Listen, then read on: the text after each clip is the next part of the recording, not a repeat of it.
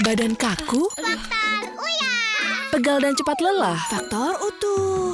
Susu kalsium biasa nggak bisa ngalahin faktor U. Minum Entrasol. Dengan ekstrak zaitun dan Profit Formula, bantu penuhi nutrisi harianmu. Entrasol.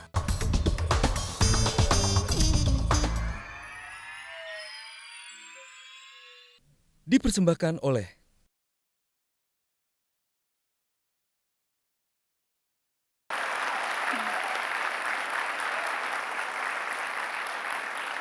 Terima kasih Anda terus di Mata Najwa, Pancasila punya kita. Tadi di awal katanya darurat Pancasila, ada sesuatu yang harus dilakukan. Mari kita gali lebih jauh. Darurat Pancasila dalam arti apa? Pak Heri, kalau mau jujur yang paling tidak Pancasilais itu siapa sih?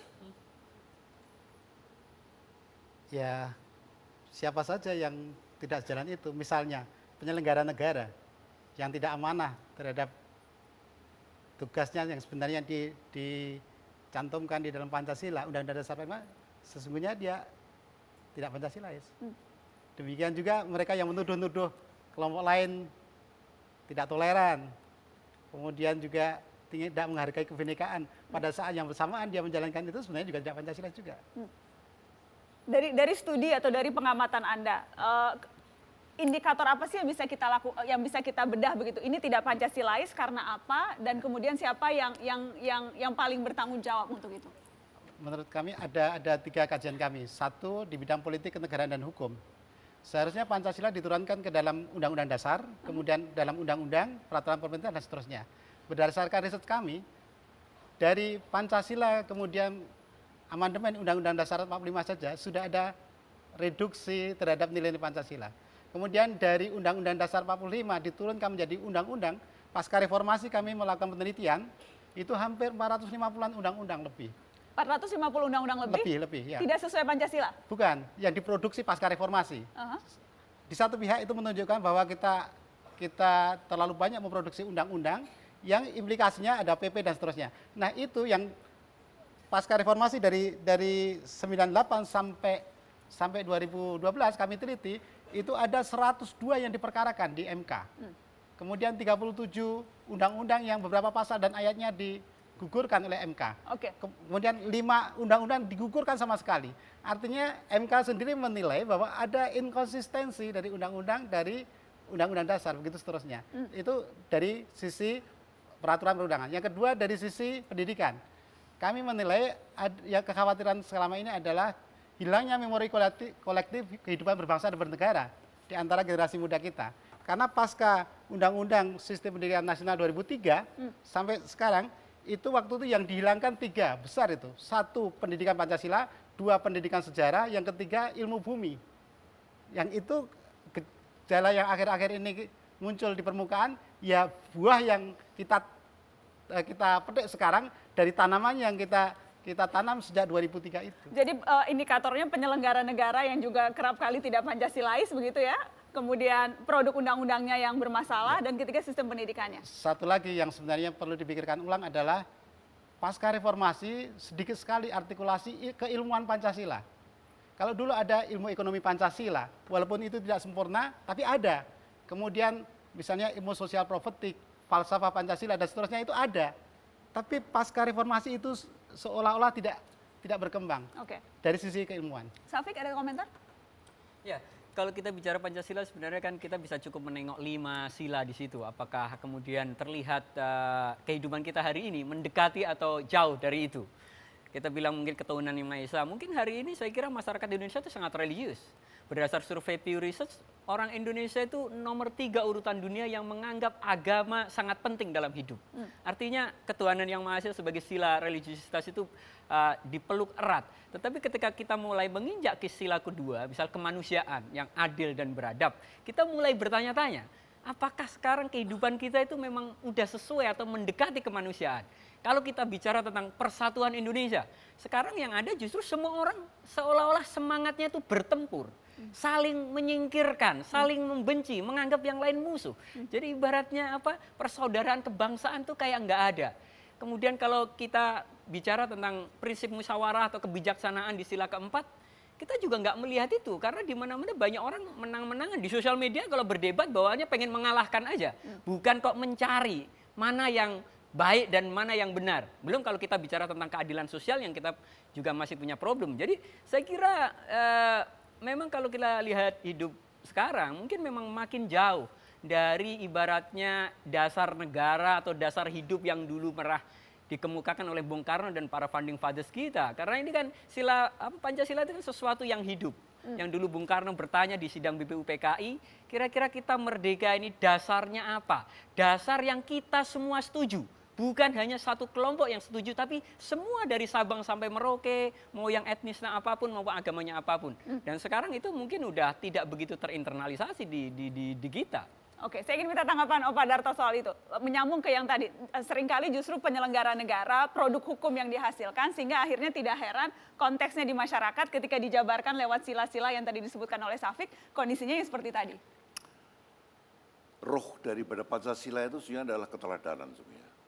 Kalau kita lihat ketuhanan bangsa, peri kemanusiaan, persatuan, musyawarah, dan keadilan sosial, ya, rohnya itu adalah keteladanan, ya.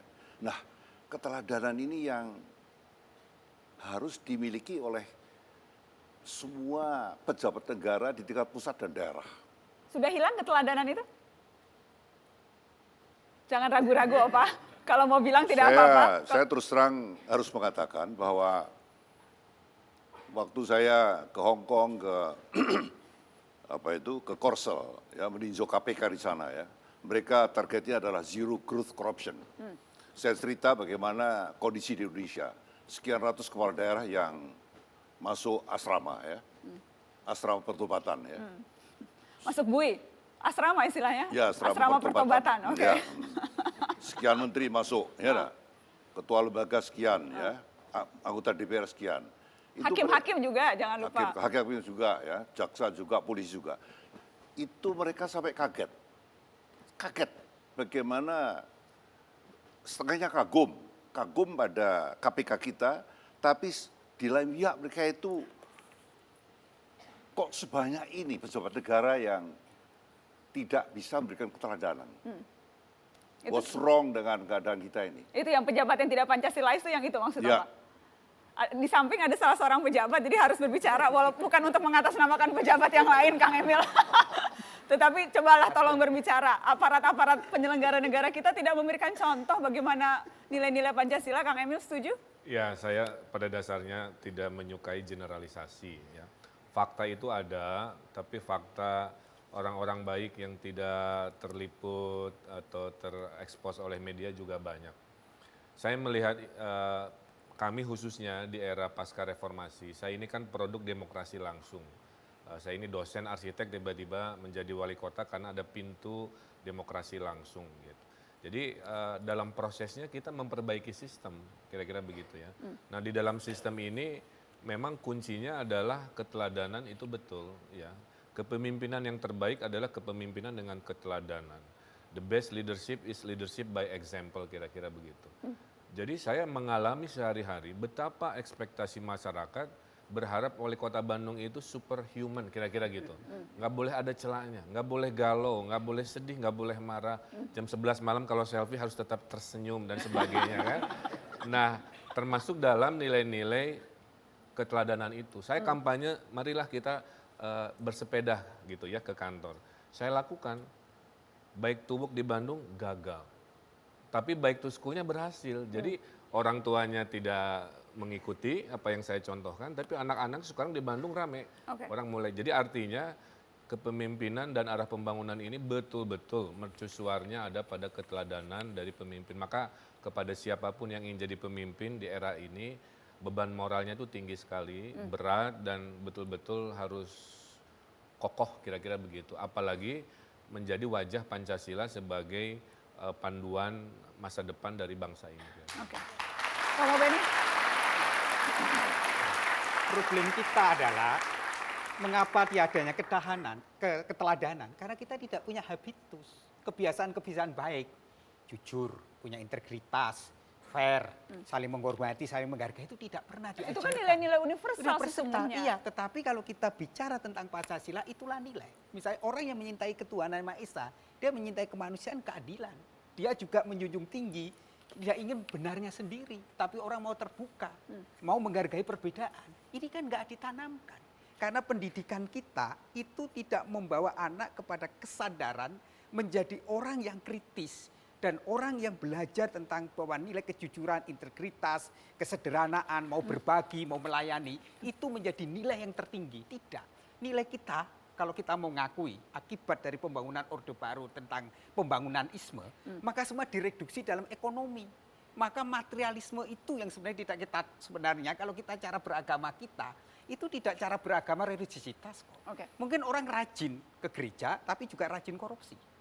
Sehingga orang kerap kali melihat beragama itu formal ritual, tapi tidak agama dibatinkan dalam perilaku. Oke. Maka sebenarnya persoalan kita adalah tentang pembatinan nilai.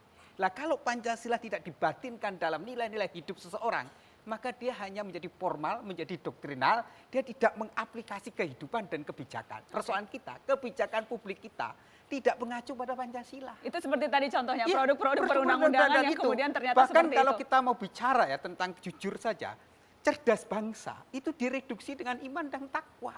Bagaimana pendidikan itu kan mencerdaskan.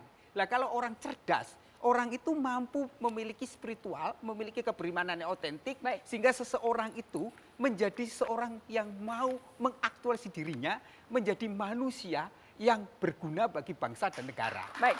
Nah ini kecintaan itu hilang gitu. Jadi menurut saya tidak hanya krisis keteladanan, Oke. tapi Saya tiadanya. harus break, Romo. Tadi kita bicara di soal bagaimana kondisinya, apa indikatornya, tapi kemudian bagaimana menjadikan Pancasila betul-betul implementatif dan Pancasila yang seperti apa dan bagaimana tidak hanya sekedar tameng, itu yang akan kita bahas setelah pariwara. Jangan kemana-mana. Dipersembahkan oleh